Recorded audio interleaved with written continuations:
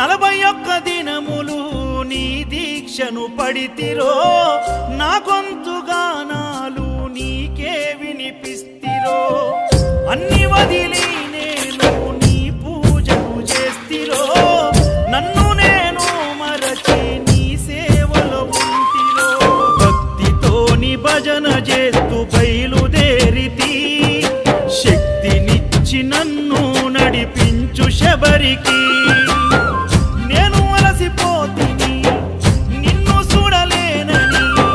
నీ భక్తుడైనా నే బాటసారిని క్షణముండలేను తండ్రి నేను తల్లడిల్లిపోతి ఈ పాదయాత్రలో నీ దరి కాననైతిని ఎంత దూరం